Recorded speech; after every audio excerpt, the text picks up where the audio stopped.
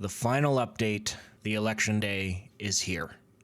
Now, many of you watching this are probably watching it on election day, probably in the morning of election day. Maybe some of you are even watching this after election day. But I'm recording this on the night of the 27th, just before the poll embargo closes. Almost every single poll has been released, and in this video, I will be talking about every way that the election could go.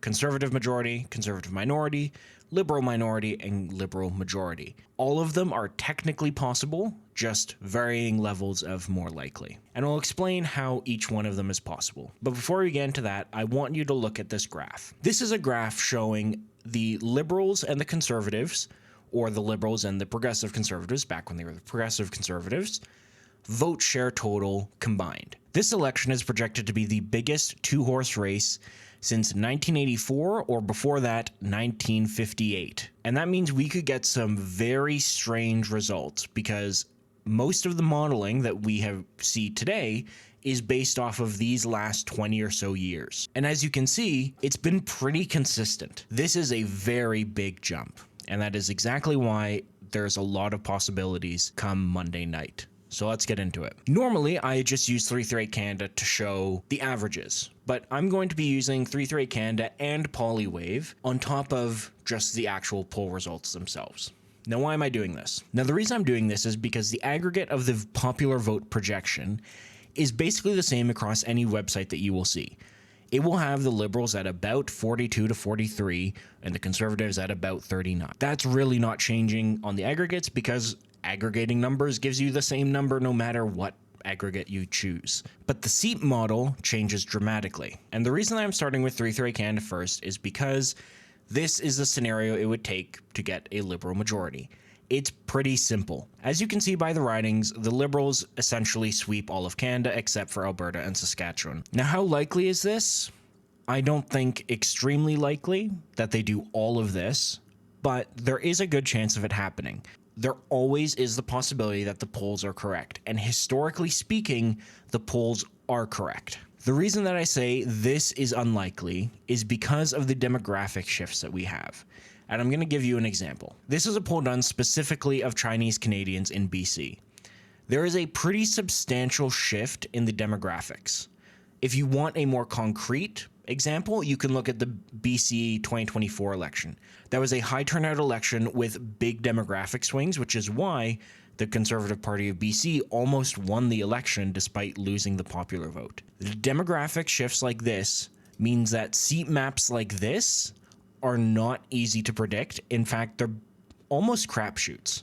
And we can see that in the range of the seats. 338 Canada has the range of the seats between 147 and 218 for the Liberals, the Conservatives between 93 and 161, the Bloc between 15 and 33, and the NDP between 2 and 14.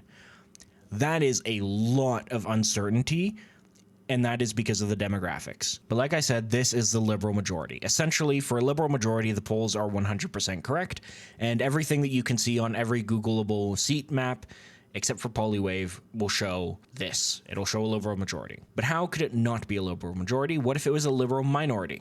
If you look at Polywave, you get a very different result. You get a liberal minority government.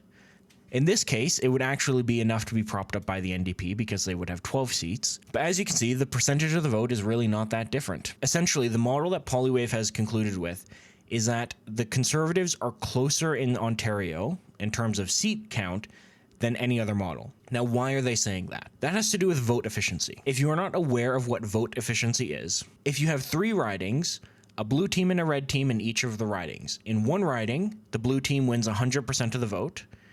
In the other 2 ridings, the red team wins 51 to 49.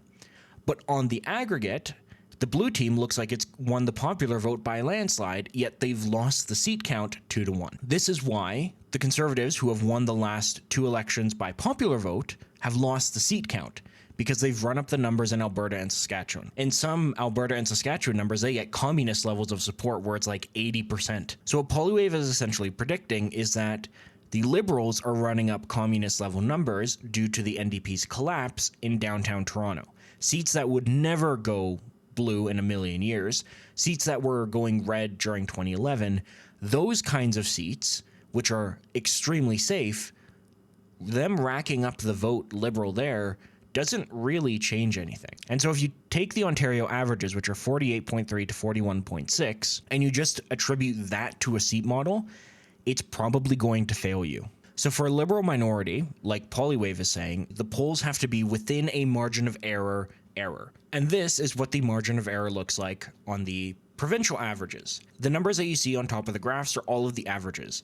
The bars below the numbers are the margin of error that the number could be.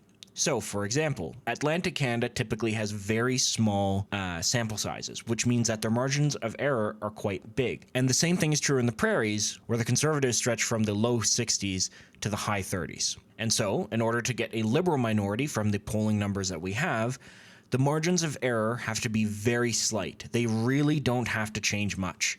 It would just take the Conservatives going up to like 42, 43, and the Liberals down to 40, 39 in BC. It would take the Conservatives going to like 44 in Ontario and the Liberals down to 46.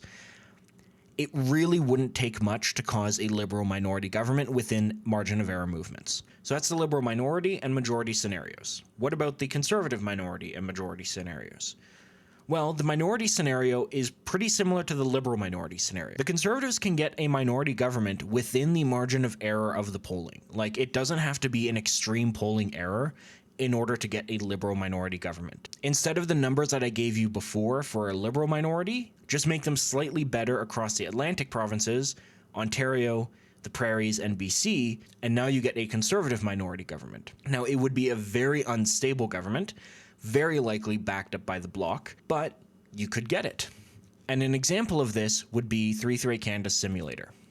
Now, simulators like this that show the national averages are not perfect, but it is showing how the vote efficiency could work in the favor of the Conservatives over the 40% range. And I've shown this before. If the Conservatives get 41%, which many pollsters have them getting, and this is not an absurd number at all, and if the Liberals get 41%, which is within the margin of error of a lot of polls, then you get a Conservative minority government. And the way that 33 Canada Simulator is doing this is they're giving the vote efficiency to the Conservatives, like I have explained before.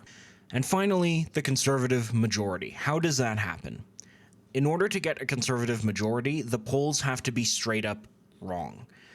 And specifically, they have to be straight up wrong for the Liberal vote. In order for the Conservatives to win a majority, the Bloc would have to stay where they were last election, and the NDP would have to be somewhere in the high 9%, low 10% range, while the Conservatives have a 1 to 2% lead in the 40% range. Now, the Conservative number will be within the margin of error, but the Liberal number will be significantly out of the margin of error. Now, this is not an impossible scenario, and I will again point to Main Street's dashboard that even Main Street gives it a 4.7% chance of happening. It's just, in my opinion, I think this might be a step too far. In order to get a polling error like this, the demographic shifts have to be extreme. The youth are voting way more Conservative, the older people are voting way more Liberal, people with low income are voting way more Conservative, people with high school and trades are voting way more Conservative, people with university degrees are voting way more Liberal. The question has to do with how extreme are those demographic shifts. And if those demographic shifts are very extreme, that is how you get a Conservative majority.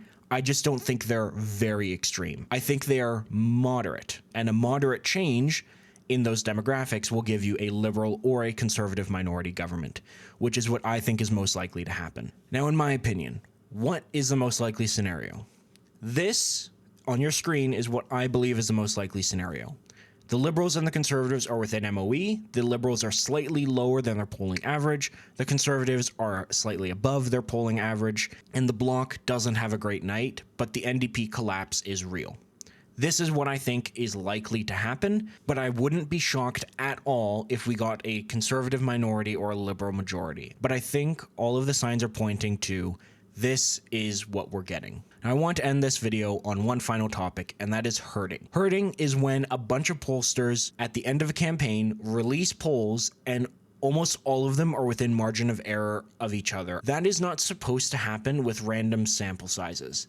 And we can see that here. Look at how much overlap there is between all of the liberal and conservative dots. Look at this: 43, 43, 44, 44, 41, 42.6, 43.2, 45. Ecos is the outlier on both sides. 44, 43, 44, 41, 43, 44. It's crazy. And the conservatives is just as crazy. 41, 39, 39, 39, 41, 39, 38.8, 41, 38.9. Like, these variances are way too tight for random sampling. Now, this can mean one of two things. The first option is that it means all of these pollsters have found the pulse of the Canadian electorate and they're all going to be right. Or it means that all of these pollsters are suffering from the same polling response rate errors. And what is that response rate error? Well, it's generally the 18 to 24 and 25 to 34 demographic. I don't really like singling out polls, but I'm going to single this one out because it's absurd. This is Forum's final and only poll for the election, and I want you to take a look at the sample sizes. The top one is unweighted and the bottom one is weighted. The unweighted sample size for the 18 to 24 demographic is 49. They got 49 responses from people 18 to 24.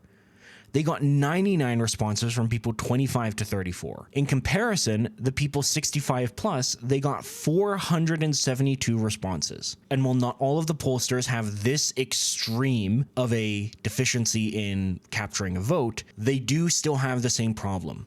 The 18 to 24 and the 25 to 34 are severely underpolled. And why is that? Well, younger people generally don't like answering phone calls or text messages from numbers they don't know.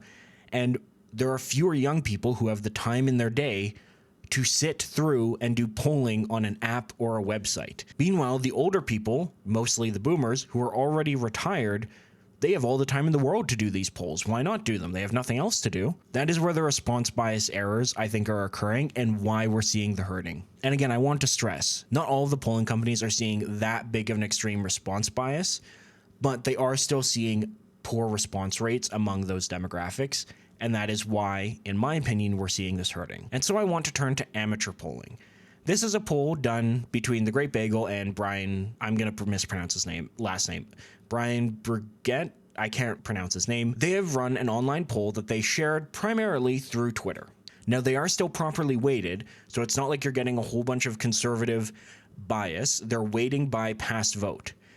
And here, we're seeing the conservatives at 40% and the liberals at 37%. And why is that? Well, more young people are using Twitter than older people, and so you very likely have a response rate that is favoring the younger people's vote. And because younger people are skewing conservative now, you get a more conservative-friendly looking poll. But on the other hand, you also get a result like this. This is a 3-day rolling IVR, meaning random phone dialing call, where you press into the keypad.